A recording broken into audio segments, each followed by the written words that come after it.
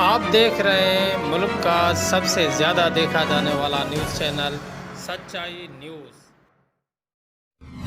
खैर नाज़रीन, असां ब्रेकिंग न्यूज़ शेयर कंदा हलूं त लाड़काना डिवीज़न के मुख़्तलिफ़ ज़िलनि में ॿिनि ॾींहंनि खां मुसलसल तेज़ बरसात जो सिलसिलो जारी है। बरसात कई सालनि जो रिकॉर्ड तोड़े छॾियो आहे। ग़रीब माण्हू कखावा ऐं कचा तोड़े हेठाई ते घर हुअण सबबि सख़्त मुश्किलातुनि में पइजी विया आहिनि। बरसात जो पानी कई घरनि में अंदर पिण दाख़िल थी वञण जूं ख़बरूं अचनि पियूं, जंहिं सबबि घर में मौजूदु समूरो सामान पानी में लुड़ी ख़राब थी वञण सबबि माण्हू सख़्त परेशानी में मुब्तला थी विया आहिनि ऐं उन सां गॾु ग़रीब माण्हुनि खे शदीद माली नुक़सान सां मुंहुं पिण ॾिसणो पइजी रहियो आहे।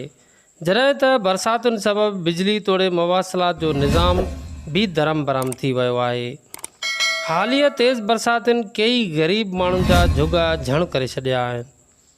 नाज़रीन, ही मंज़र मदईजी शहर जे अली अदर शाह क़ब्रिस्तान जे मेन घिटीअ जो आहे, जिते चइनी पासनि खां बरसात जो पाणी बीहजी वियो आहे, जंहिं सबबि शहर अंदरि थींदड़ इम्कानी फोतगीअ खां पोइ जनाज़े जो क़ब्रिस्तान ॾांहुं अचणु केॾो न मुश्किल हूंदो।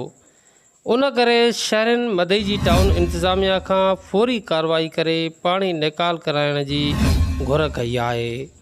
इलाही बख़्श भुट्टो, सच्चाई न्यूज़, मदईजी।